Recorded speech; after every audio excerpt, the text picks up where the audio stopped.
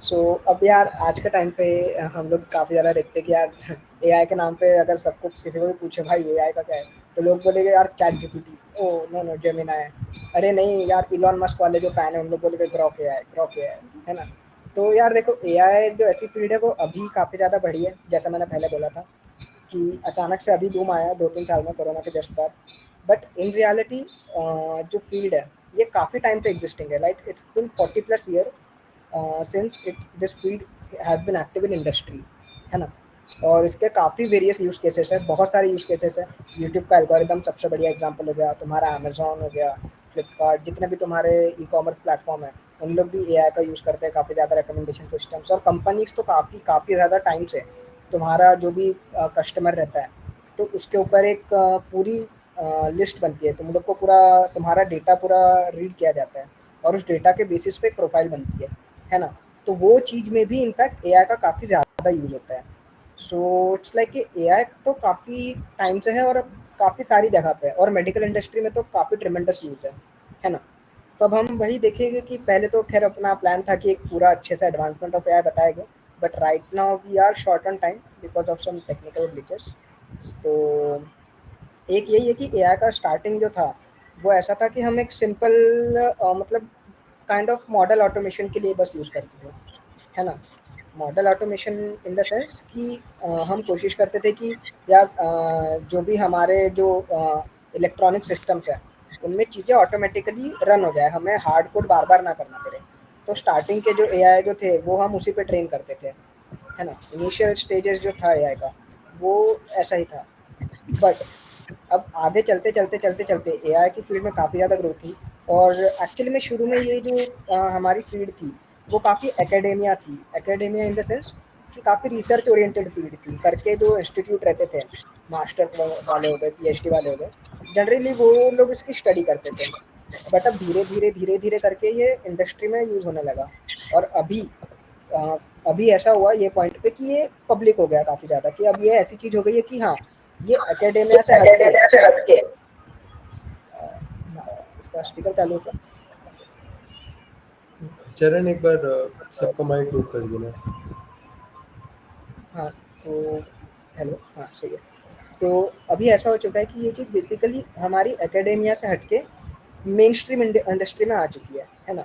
अब अगर main stream industry में जैसे ही कोई चीज़ की एंट्री होती है तो पूरा मार्केट बदल जाता है, वो हमें देखने को भी मिल रहा है अभी।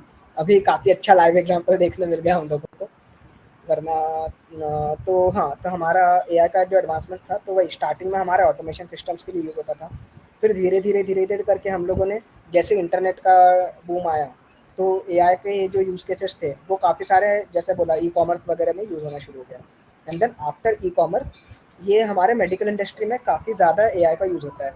चाहे हमारी सीटी स्कैन हो जाए, चाहे ब्रेन सर्जरीज हो जाए, जितनी भी हमारी स्टडीज़ रहती है वो आज के टाइम पे सारी एआई असिस्टेड ही रहती है। डॉक्टर के जो भी हमारा जो रिपोर्ट आता है वो आज के टाइम पे स्पेशली ब्लड रिपोर्ट जो रहता है वो काफ़ी ज़्यादा एआई बेस्ड हो चुका है ना। तो उसमें ऐसा रहता है कि ज़्यादा डिटेल में नहीं जाऊँगा टाइम कम है, कि काइंड ऑफ जो भी हमारी ब्लड रिपोर्ट रहती है, फिजिकल रिपोर्ट जैसे ही आती है तो उसका मेन जो डेटा जो रहता है वो एआई के थ्रू ही जनरेट किया जाता है। एंड देन डॉक्टर उसको फाइनलाइज करता है और जो भी उसमें चेंजेस करना है वो फाइनल होता है। यानी कि मेडिकल इंडस्ट्री में भी काफ़ी ज़्यादा यूज़ है। और आज के टाइम पे काफ़ी नया आया है कंप्यूटर विजन का, एक मतलब ट्रेंड आया हुआ है। तो एआई का कंप्यूटर विजन का काफ़ी ज़्यादा यूज़ है, चाहे हमारी ऑटोनोमस कार हो जाए या फिर फेस रिकॉग्निशन टेक्नोलॉजी हो जाए। And there are many many more use cases. AR VR में भी काफ़ी ज़्यादा हमारा एआई का यूज़ होता है, आई ट्रैकिंग के लिए, हैंड मूवमेंट गेस्चर्स के लिए, है ना। सो ये फील्ड की काफ़ी ज़्यादा एडवांसमेंट हुई है। और अभी हाल फिलहाल जो हमारे टर्म्स जो है, हाल फिलहाल जो न्यू टेक्नोलॉजीज जो है जो एआई में यूज़ होती है वो कौन सी रहती है, हमारी लार्ज लैंग्वेज मॉडल्स रहती है। एलएलएम का एग्जांपल हो जाएगा चैट जीपीटी। जीपीटी का फुल फॉर्म उसके लास्ट में एक ट्रांसफॉर्मर लिखा हुआ है। So transformer is an AI based technology. वो सिर्फ एक पार्ट है एक बहुत बड़े इकोसिस्टम का, ट्रांसफॉर्मर टेक्नोलॉजी, है ना। वैसे ही हमारा जेमिनाई हो जाता है। सो ये सारे जो रहते हैं ये लार्ज लैंग्वेज मॉडल वाली कैटेगरी हो गई है। सेम हमारी फिर कंप्यूटर विजन की एक डिफरेंट कैटेगरी बनेगी। And just like that similarly एक काफ़ी सारा एक पूरा इकोसिस्टम है जो एआई के बबल के अंदर आता है ना। और आज के टाइम पे तो जैसे हम लोग अभी देख रहे हैं कि हाँ एलएलएम और ये सारी चीज़ें तो होती ही है, बट साथ ही साथ जनरेटिव एआई का भी काफ़ी ज़्यादा ट्रेंड आया है ना? जेन एआई सब लोग करते रहते हैं, और आजकल तो काफ़ी कोर्सेज भी दिख रहे हैं जेन एआई के नाम पे। एंड एनएलपी एक काफ़ी पुरानी डोमेन है एआई में, जो अभी भी काफ़ी अच्छी चल रही है और मेन उसी में काफ़ी ग्रोथ हो रही है। सो या let's move ahead. So So अभी ये थोड़ा चरण हमें बताएगा ML versus data science versus AI. काफ़ी बड़ा डाउट रहता है, So, सबको रहता है। कि तुम लोगों ने अभी अभी एमएल और डेटा साइंस का डोमेन एक्सप्लोर करने के लिए सोचा था ना, तो तुम लोगों को कभी डाउट नहीं आया कि एमएल डेटा साइंस और एआई के बीच में डिफरेंसेस क्या है? You guys might have got it out, right? What AI, what ML, and what data science is. Okay, so let me explain you with an example. Okay, let us take a recommendation system, like suppose a movie recommender or a hotel recommendation system. See, basically here a recommendation system itself is an AI. So what AI is, like you are giving a human intelligence to a bot or to a machine. Okay, like it is able to predict human decisions or human interests. If you take an example of movie recommendation system, there the recommender is able to predict human interest, like which kind of movies he is interested in, and etc. Next, now what comes to machine learning? What machine learning is? Like machine learning is a subset of AI where it defines algorithms to predict the patterns, to like analyze the data and predict the patterns of human interest. Like suppose if he's watching too many action movies or romantic movies, then it learns from the user's data and predicts further that he's interested in watching such kind of movies. Like he's interested in watching romantic movies, this person is interested in watching action movies. Next, coming to deep learning. So deep learning is subset of machine learning. Again, if you go into so that the term deep learning is mostly is inspired from human neurons. Okay, like if we see our brain works with the help of neurons. Okay, I'm not going deep into this deep learning, but basically deep learning is nothing but coming to this context, it's an enhancement for recommendation system. Like if you take uh, like basically you're giving an unorganized data, like a movie poster image, you're giving an input as an image, where data is something random data you're giving, and the deep learning model is learning from this data. It's analyzing the raw pixels, and for suppose let us take the user is watching more movies with a posters such as action posters, like some posters which contain some fights, which are some action kind of things. So the model is analyzing that, is classifying the image, like it's predicting the image, which kind of image this image is, and the deep learning model is predicting that he is interested in movies which contains some action posters, which contains some. If suppose he's watching more movies with romantic posters, then the person is interested in romantic movies. So deep learning works. Basically when we use deep learning, when huge amount of data is there and we want to draw some statistical outputs from that data. Next, coming to data science. So data science is nothing but which it involves artificial intelligence, machine learning, deep learning, and some other tools like data visualization and all. So basically, this complete procedure in artificial intelligence, like predicting the model, next training the model, uh, next drawing the insights from the model, and then finally predicting the output and organizing the output in a clean, structured way, and presenting the to the user, and like the movies he's interested in. So this all comes under data science. Basically, data science is nothing but is collecting the data, organizing, and predicting the useful information, drawing good insights, and then presenting to the user. So next, coming to the languages we use in data science are Python and R. So basically, Python is a high-level programming language, or like it's basically user-friendly programming language. Like any school kid also can learn Python. And coming to R, it's a low-level programming language. It's basically a bit difficult to learn, but it has a lot of useful tools for statistical and graphic designing and statistical analysis, data visualizing, and manipulating data. But even if we see Python, we have even tools in Python like NumPy, Pandas for such kind of things. So I prefer you go with Python for to begin your journey.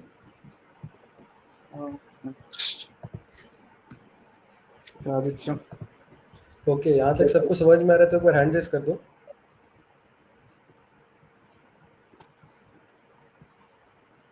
Okay, काफ़ी hand raise है, nice. अच्छा, एक बात हमेशा याद रखना है, machine learning की जो डोमेन है ना, तुम लोग अपनी खुद की डोमेन्स बना सकते हो। एक्चुअल में मशीन लर्निंग इतनी कमाल की चीज़ है ना, कुछ भी लर्न कर सकती है। अगर तुम किसी भी फॉर्म के डेटा को बस न्यूमेरिकल फॉर्म में डाल सको ना, तो उससे मशीन लर्निंग कुछ भी समझ सकती है। तो देयर इज़ अ चांस कि तुम लोग में से कोई एक नई डोमेन खोले through machine learning and deep learning. तो क्या नाम उसको है? करने के लिए तुम लोग को स्टार्ट करना पड़ेगा। That is why you need a proper road map. तो AIML का एक रोड मैप है, और लाइक आई गेस वो सीधे GPT और जेमिनी की API यूज़ करते चालू नहीं होता। प्रॉपरली चालू करने के लिए देयर इज़ अ बेस, एक कोर होता है। लाइक तुम थोड़ा थोड़ा मैथ्स के बारे में पढ़ते हो, कैसे इसमें इन्वॉल्वमेंट होती है। तुम देखते हो इनिशियली पाइथन के थ्रू, तुम नमपाई पांडास ऐसी लाइब्रेरीज का नाम है, अभी हो सकता है किसी ने ना सुनी हो, कोई दिक्कत नहीं है। Proper resources week by week तुम लोग को दिए जाएंगे, उसकी टेंशन मत लेना। एक एक चीज़ लिखी होगी, स्पून फीड नहीं करेंगे कि एग्जैक्टली ये देखो ये देखो। तुम लोग ओपन एंडेड हो, तुमको जितना कवर करना करो। बट हाँ, एक वीक वाइज सॉफ्ट डेडलाइन दी होगी टास्क और क्विजेस के साथ। तो by the end of 6 weeks, जब थोड़ा सा हमारा समर ऑफ ML खत्म हो रहा होगा, तुम लोग काफ़ी कुछ सीख जाओगे, और तुमको इस पॉइंट पे आ जाओगे कि अब खुद की नई चीज़ें खुद एक्सप्लोर कर पाओ। तो ये बेस्ट चीज़ होगी। तो AIML का जो रोड मैप है, बेसिकली मैं ये बोलूँगा, कोड बेसिक्स चैनल किसी ने सुना है? कोड बेसिक्स धवल पटेल सर का, किसी ने सुना हो तो हैंड रेस करो। ओके, कुछ ही लोग हैं। तो मैंने इनिशियली कोड बेसिक्स से चालू किया था। हाँ, अब ये चीज़ है, स्पून फीड नहीं करूँगा कि कोड बेसिक्स ही देखो। मुझे लगता है वो कंपैरेटिवली ईजियर टू स्टार्ट है, बट एक्सप्लोर करो यूट्यूब पे स्टार्ट कहाँ से करना है। अब यहाँ पे कितने लोग हैं जिनने पाइथन अभी तक एक बार भी टच नहीं की? एक बार हैंड रेस मारो। पाइथन एक बार भी टच नहीं की है। ओके, काफ़ी लोग हैं। तो बेसिकली तुमने अगर कोई भी प्रोग्रामिंग लैंग्वेज की है, लाइक आई गेस CSE वालों ने सी की होगी, पाइथन पे मूव करना बहुत ज़्यादा ईजी है। सब लोग अगर लैपटॉप पे हो मोबाइल पे हो, नया टैब खोलो, डालो कोड बेसिक्स पाइथन प्लेलिस्ट। तुम लोग पाइथन की प्लेलिस्ट डालोगे, कोड बेसिक्स एक बंदा दिख रहा होगा तुम्हें, that is Dhaval Patel sir. बहुत बड़ी सी प्लेलिस्ट है, लेकिन बहुत छोटे वीडियोस की लेंथ है। और मैं तो बोलूँगा सिर्फ 10 से 11 तुम लोग को वीडियोस देखनी है। Watch till dictionaries and tuple और पिप कैसे यूज़ करते हैं। तो आई गेस 13 वीडियोस, जिनका टोटल लेंथ आई गेस 1 घंटा 1.5 घंटा हो रहा होगा। तो तुम लोग 1 या 2 दिन में पाइथन कवर कर सकते हो to a very introductory level. इसको अच्छे लेवल पे जब लेके जाना होगा, उसकी तब बाद में बात करेंगे। स्टार्टर्स के लिए इतना पाइथन इनफ होगा। तो सबसे पहला स्टेप मेरे हिसाब से होगा, तुम्हें पाइथन करनी है to a very beginner level, कि लाइक सिंटैक्स अगर कुछ लिखा हुआ है तो समझ में आ जाए पाइथन भाषा है। उसके बाद अब देखो, जो डेटा साइंस, जो मशीन लर्निंग स्टार्ट होती है ना, वो of course her cheese data के थ्रू होगी। अब तुमको ये सीखना पड़ेगा कि डेटा को मैनिपुलेट कैसे करते हैं, राइट? उसके लिए पाइथन की सर्टेन लाइब्रेरीज होती हैं, लाइक नमपाई एंड पांडास। क्या है लाइब्रेरीज के नाम है? प्री एग्जिस्टिंग टूल्स हैं। लाइब्रेरी क्या होती है? कोई एक बहुत अच्छा कोडर था, ताकि हर चीज़ तुम्हें स्क्रैच से बिल्कुल टाइप ना करनी पड़े, किसी ने ऑलरेडी उसका पूरा कोड करके तुम्हें दे दिया है, दैट इज़ अ लाइब्रेरी। बहुत सिंपली अगर बताऊँ तो नमपाई इज़ लाइक न्यूमेरिकल पाइथन, बहुत अच्छे से कैलकुलेशंस करने में हेल्प आती है। पांडास क्या होता है? डेटा को हैंडल करने के लिए, बस इतना मानो। ऐसी 2 लाइब्रेरीज हैं। कहाँ से करना है? तुम लोग ओपन एंडेड है, तुमको जहाँ से करना हो टू अ बेसिक लेवल। हम ये बता देंगे कि पांडास में क्या क्या कवर होना चाहिए, नंपाई में क्या क्या कवर होना चाहिए। कहाँ से करना है ये नहीं बताऊँगा। पर्सनली मैंने क्या किया था, कोड बेसिक्स। कोड बेसिक्स, ये नंपाई की प्लेलिस्ट है, 5 वीडियोस है, 2-2 3-3 मिनट की, एक बार वो देख लोगे। पांडास की प्लेलिस्ट काफ़ी बढ़िया है। कैसे सर्च करना है? कोड बेसिक्स पांडास प्लेलिस्ट, 22 या 23 वीडियोस होंगी। उसमें तुम्हें क्या क्या करना है, पहली 9 देखनी है। ये पूरा टास्क तुम्हें डॉक्यूमेंटेड देंगे, उसकी टेंशन मत लेना। जनरल एक रोड मैप बना रहा हूँ। इस पॉइंट पे तुमने बेसिक सीख लिया है, और इसके बाद सबसे इंपॉर्टेंट चीज़ क्या होगी, मुझे कोई बताएगा? तुम डेटा को मैनिपुलेट कर पाते हो, बट अभी मुझे दिख नहीं रहा है डेटा। डेटा एनालिसिस में मुझे अगर देखना है डेटा तो क्या चाहिए? कोई चैट में लिखो। अरे सीधे मैथमेटिक्स भाई, विजुअलाइजेशन देखो सीधे लाइब्रेरी का नाम दे रहे हैं बच्चे। यार, वो तो बहुत लाइब्रेरी टैलेंटेड है है, वो यार। करती क्या है?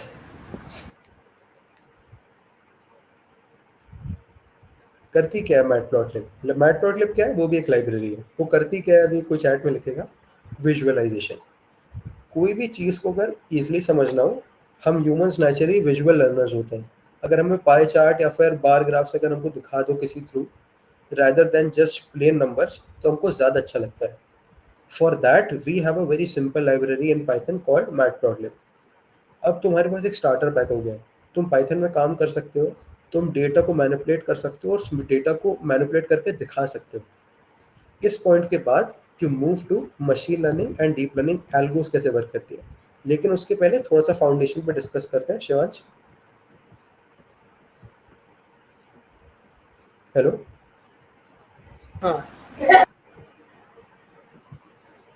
अभी तक सबको समझ में आया तो एक बार हैंड रेस मार दो, यस भी लिख सकते हो।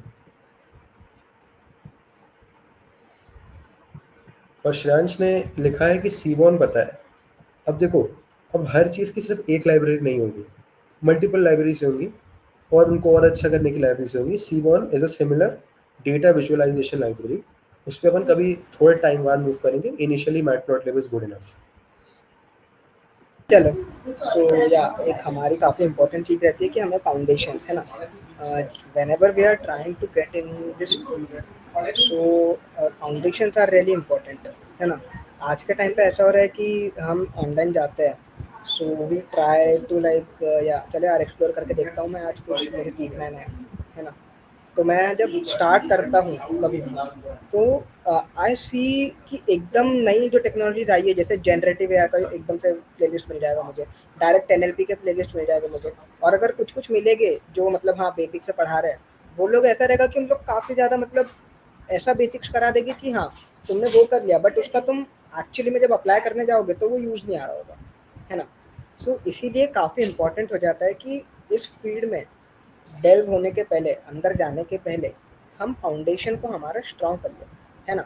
अब मैंने क्या बोला था स्टार्टिंग में कि यार ये बहुत एकेडेमिया रिलेटेड फील्ड थी आज से 5 या 10 साल पहले, इंडस्ट्री में आने के पहले। तो एकेडेमिया रिलेटेड फील्ड थी, तो फाउंडेशंस जो है वो हमारे फाउंडेशंस थोड़े से मैथमेटिकल साइड में ले हो जाते हैं, है ना। तब यार मैथमेटिक्स बोल दिया सर, क्या बोल दिया यार, तब मैं जो ही वापस से नहीं नहीं नहीं, मैथमेटिक्स जो रहता है एकदम मतलब स्वीट प्यारा था मैथमेटिक्स है। देखो यार ये कोडर लोगों का मैथमेटिक्स है, ठीक है। मशीन लर्निंग रिसर्च वाली फील्ड जरूर थी, but at the end of the day ये हमें कंप्यूटर के लिए करना था, तो कंप्यूटर को क्या है भाई, प्यारे प्यारे जीरोज और वन समझ में आते हैं, तो इसीलिए उसका मैथमेटिक्स भी जो है वो बहुत प्यारा सा बनाया है ना, समझने के लिए भी समझाने के लिए भी।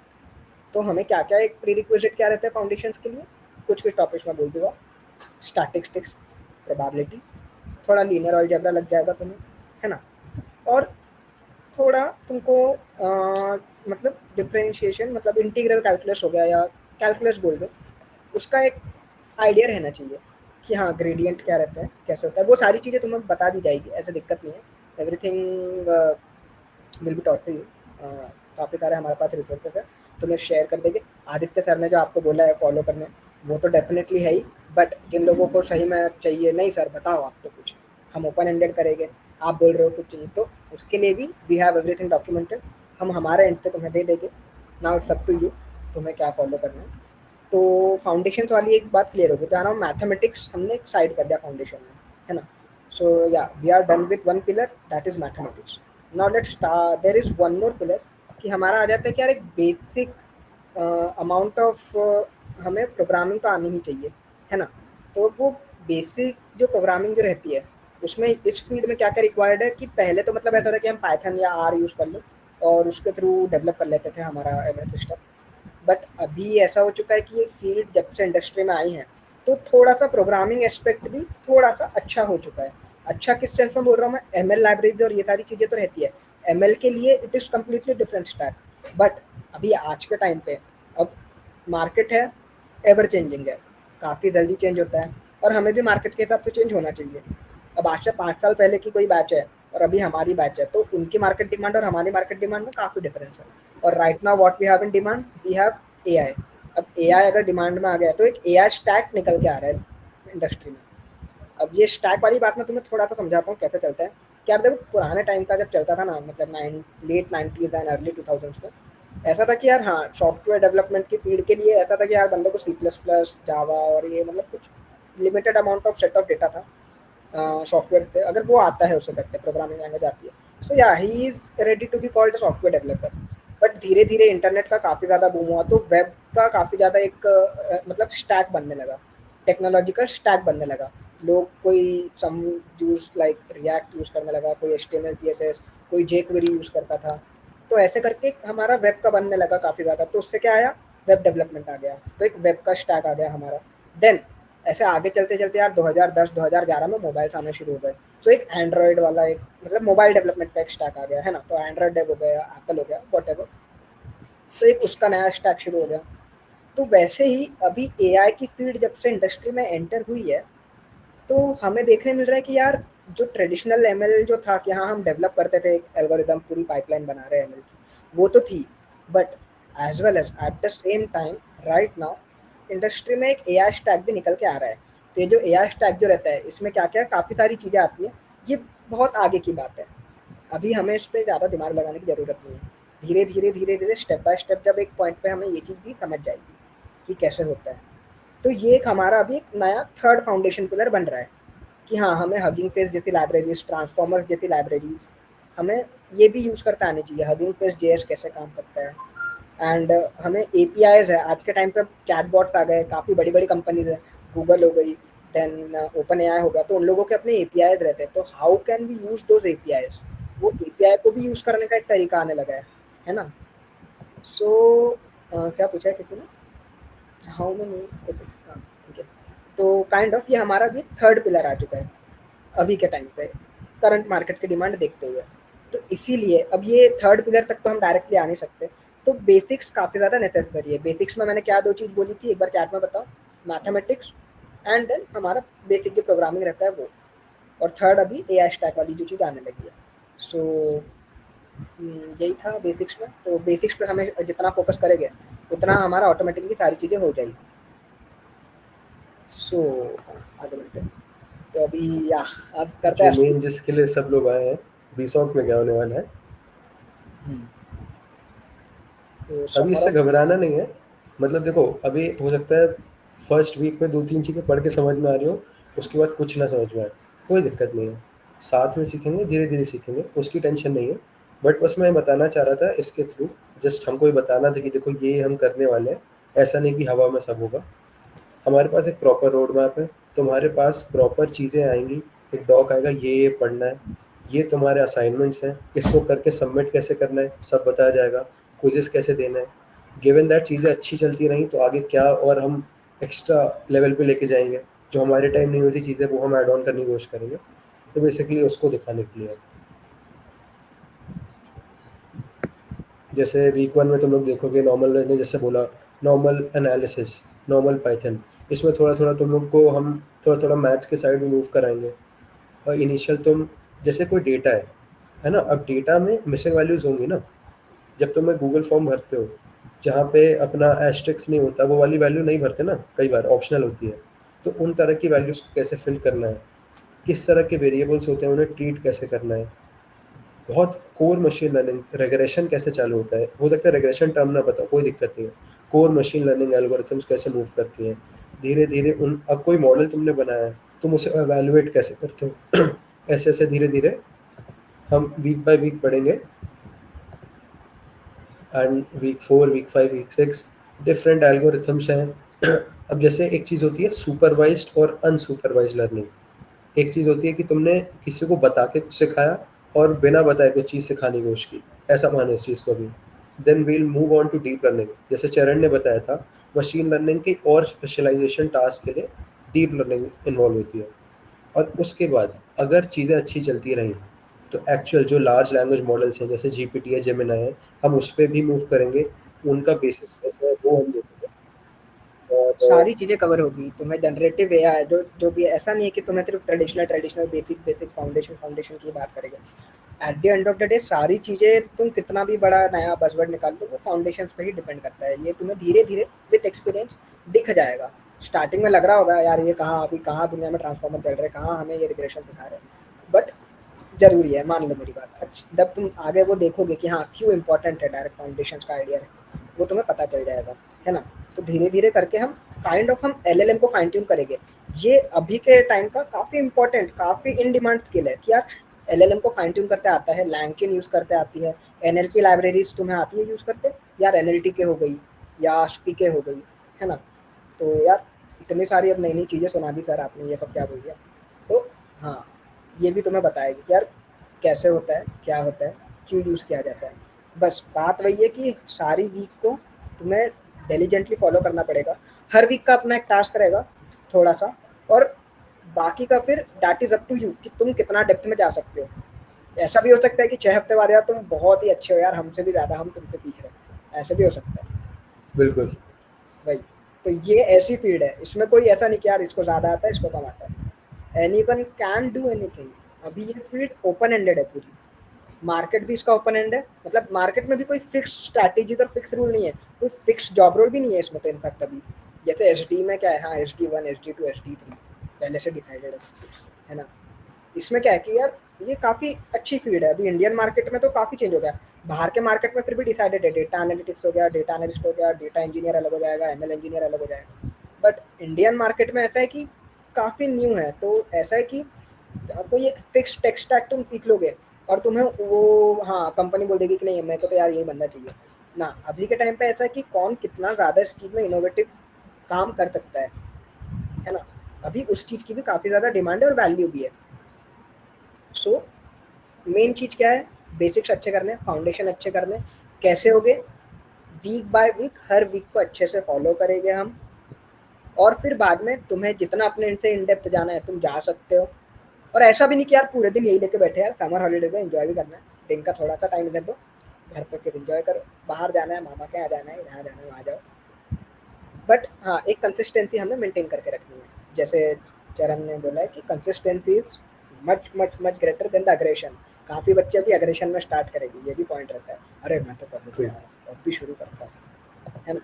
तो अच्छी बात है, वो करो, बट उसे मेंटेन भी रखो। तो तुम at the end of the day, and में आते आते काफ़ी कुछ कर सकते हो सकता है कि यार इतना अच्छा फॉलो हो गया है सब लोगों से कि अब हाँ, अब वीक 6 तक आते आते तुम बोल रहे हो कि नहीं सर, हम तो खुद के एनएलपी लाइब्रेरीज यूज़ करना सिखाओ सर, अभी एलएलएम फाइन ट्यूनिंग तो छोटी मोटी चीज़ है। ये भी हो सकता है, ये हो गया तो फिर तो यार हम क्या करेंगे हमें नहीं पता।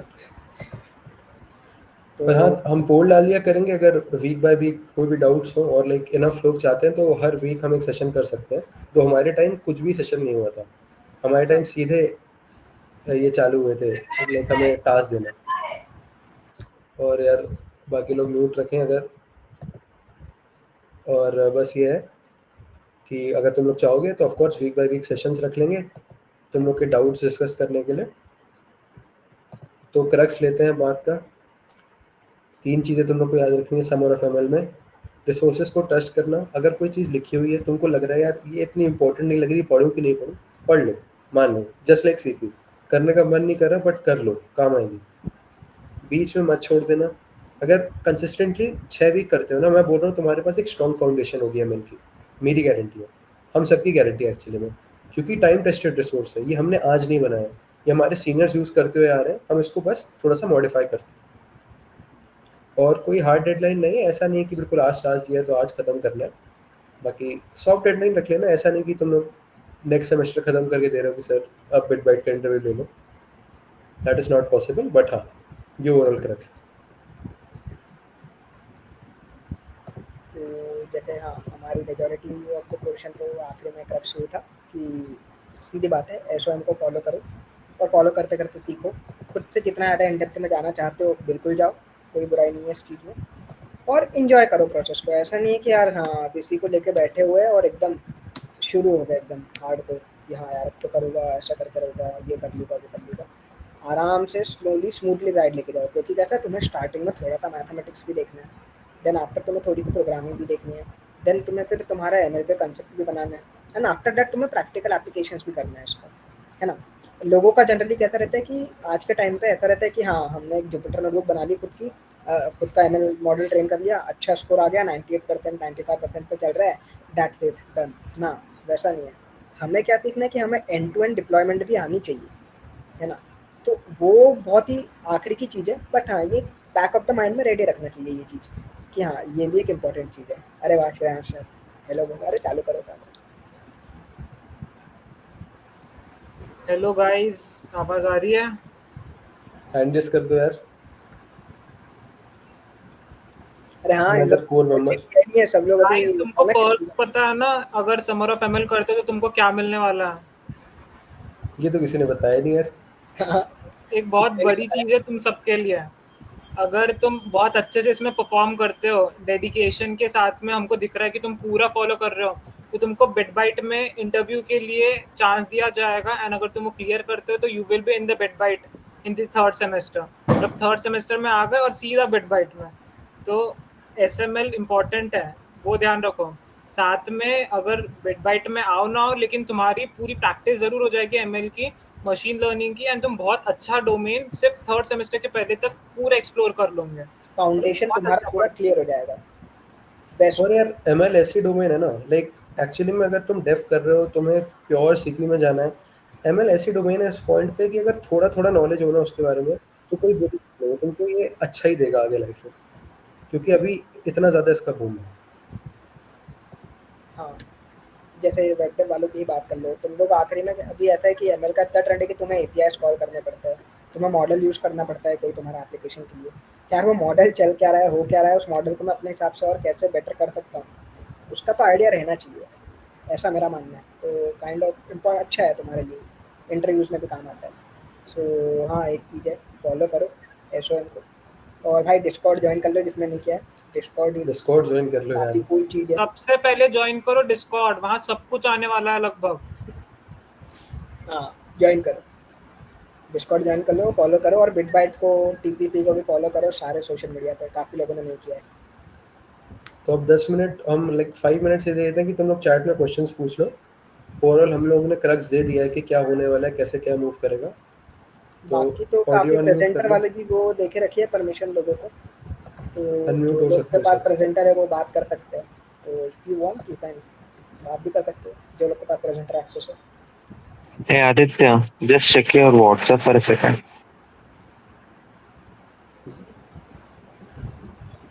है। ओके।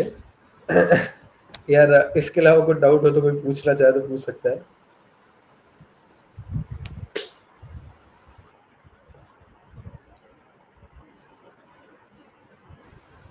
एंड गाइज एक बात का ध्यान रखना, ये सेशन तुम्हारे लिए है। तुम्हारे जितने भी डाउट्स आते हैं ना पूरे वीक भर में या एक दिन में भी, पूरे बहुत सारे डाउट्स आ रहे हैं, तो हमको पिंग करो, डिस्कॉर्ड पे पूछो, व्हाट्सएप पे पूछ सकते हो, डीएम कर सकते हो। हमारी मीट तो होंगी हफ्ते, मतलब हर हफ्ते हमारी मीट्स तो रहेंगी, लेकिन तुमको कभी भी कोई भी डाउट आता है तुरंत पूछ लो। एंड गूगल तो कर ही सकते हो कभी भी, तब भी समझ नहीं आ रहा है तो भी पूछ लो। डाउट्स पूछने से कभी हेजिटेट मत करना, लिख के रख लो, डाउट्स पूछना है अगर कभी भी आता है तो। क्रिश कुछ पूछना है क्या? मतलब हैंड रेज है तो इसलिए जनरली पूछ रहा हूँ। Okay sir, Jupiter news notebook use करना आना चाहिए। देखो इनिशियली हम रिसोर्सेज देंगे कि तुमको जुपिटर नोटबुक कैसे सेटअप करनी है, एनाकोंडा कैसे सेटअप करना है। मान लो कुछ गड़बड़ आ रही है, बेस्ट है गूगल कोलैब। तुम लोग नेट पे डालो गूगल कोलैब। बेसिकली एक ऑनलाइन प्लेटफॉर्म है ऐसा मानो, जिसमें तुम as a Jupyter notebook, Jupyter notebook क्या है, एक इंटरफेस है जो इसमें तुम पाइथन रन कर रहे हो, इतना मानो बस। एक ट्यूटोरियल देखोगे कि कोलैब पे चीज़ें कैसे वर्क करती हैं, तुम लोग इसलिए समझ जाओगे। उस पर कुछ नहीं करना पड़ता, बस इंटरनेट कनेक्शन चाहिए। दिन में 2 आवर्स बहुत होंगे प्रिपेयर करने को, more than sufficient. Given that तुम अच्छे से मन लगा के 2 घंटा टाइम दे रहे हो, बहुत इनफ है। और किसी का कोई डाउट?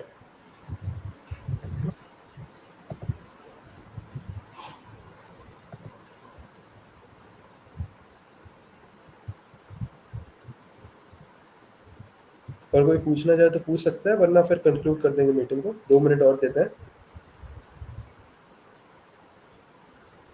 एंड ओके गाइस लोग पूछ रहे हैं कि ये समर ऑफ एमएल के डॉक्स कब मिलने वाले हैं। तो वो जो डॉक्स है ना बहुत अच्छे से बन चुके हैं, बस जैसे ही चालू हो जाएगा हम तुमको फटाफट दे देंगे। एंड वीक 1 से जो ये प्लान है, ये वीक 1 है, मतलब जून 1 से हम लगभग चालू करने का सोच रहे हैं इसको। तो वो टाइम तुमको सारे डॉक्स मिल जाएंगे, एक वीक का तुम्हें आता जाएगा, टास्क मिल जाएंगे, असाइनमेंट मिल जाएंगे, एंड इस सब पे बाद में चर्चा करते हैं। हाँ, बट इनिशियली मैं बोलूंगा कि बेसिक स्टार्टर पाइथन देख लो, जो सही है। सेशन में डिस्कस हुआ वो एक्चुअली एक बार देख लेना चाहिए। हाँ। ये नहीं कि तुम सीधे तब पाइथन देखना ही चालू कर दो, थोड़ा सा अगर पहले से स्टार्ट ले लो, हेड स्टार्ट, तो बेटर होगा। अभी मतलब हमारा मेन कंट्रीब्यूशन पीरियड स्टार्ट होने के पहले स्टार्टिंग रिसोर्स स्टार्टर रिसोर्सेस है वो आज ही भेज देंगे, कुछ कुछ जो एकदम बेसिक्स वाले जैसे पाइथन हो गया, एंड देन थोड़ा बहुत जो मैथमेटिक्स का थोड़ा देखना है, ज़्यादा नहीं रहता है, बहुत ही ईजी रहता है। थोड़ा 11th-12th के मैथमेटिक्स सबने करी है, वही करना है, वापस से पूरी नहीं करना है, एकदम इंपॉर्टेंट टॉपिक्स हो वही करना है। और देखो स्टार्टिंग में मैं एक अभी चीज़ एक कर दे रहा हूँ कि कई लोग का ऐसा रहेगा कि बहुत ज़्यादा अपन मैथमेटिक्स में जाना शुरू हो जाएगा कि हाँ जितना ज़्यादा मैं इसमें इंडेप्थ जाते जाएगा उतना बेटर होते जाएगा, काफ़ी सारा रिसोर्सेज ऐसे रहेंगे, काफ़ी सारे ऑनलाइन आर्टिकल्स ऐसे मिलेंगे। तो एक majority portion of chunk academia में भी और जो मास्टर्स करते हैं और जो डेडिकेटेडली इसके लिए बीटेक भी कर रहे हैं आज के टाइम पे, वो ऐसा रहता है कि 1 साल तो वो मैथमेटिक्स में लगा देते हैं। तो वो हमें रिसर्चर नहीं बनना है, ये पॉइंट पे हमें डोमेन को समझना है, डोमेन को समझना है एंड इसका इम्प्लीमेंटेशन रियल लाइफ एप्लीकेशन में कैसे यूज हो सकता है। तो उसके लिए जो रिक्वायर्ड मैथमेटिक्स है एकदम बेसिक्स अंडरस्टैंडिंग और मोर देन सफिशिएंट रहता है। अभी बनना होगा रिसर्चर तो वो सामने वाले को समझ में आ जाएगा, जिसे भी इंटरेस्ट आ रहा है रिसर्च में, then you are free to go. But अभी स्टार्टिंग में एटलीस्ट डोमेन पूरा समझ में आया तुम्हें, तो उसके लिए 6 हफ्ता जो दिया जा रहा है उसे एक बार फॉलो कर लो और थोड़ा अपने एंड से देख लो, मोर देन सफिशिएंट है। बाद में तुम्हें इसमें काफ़ी इंटरेस्ट आ रहा नहीं यार रिसर्च भी करूँगा मैं इस फील्ड में, you are free to do. But starting में ही बहुत ज़्यादा हम इस पे जा रहे हैं कि हाँ सर मैथमेटिक्स तो पूरी करके रहूँगा मैं, कोई एक आधा एल्गोरिथम उठा लिया उसमें पीएचडी करने लगे, उतना नहीं करना है। Very true. और चरण की बात बिल्कुल सही है, कुछ पढ़ना उसके बाद अप्लाई करने का ट्राई करना, वेरी इंपॉर्टेंट। और बस आई गेस 1 मिनट और देते हैं, अगर किसी को कुछ पूछना हो जल्दी से पूछ लो, वरना मीट एंड करते हैं। और सबको अगर समझ में आ गया तो हैंड रेज मारते हैं, हमें पता चल जाए। और एसओएम में तुम्हें थोड़ा वो भी छोटे मोटे प्रोजेक्ट्स भी करवाएंगे तुम्हारे, ऐसा नहीं है कि सिर्फ थ्योरी है सीखना, तुम्हें छोटे छोटे प्रोजेक्ट और एप्लीकेशन भी रहेंगे, मिनी टास्क भी रहेंगे, काफ़ी सारी चीज़ें प्लान है। सो या तो आई गेस किसी को कोई डाउट नहीं है।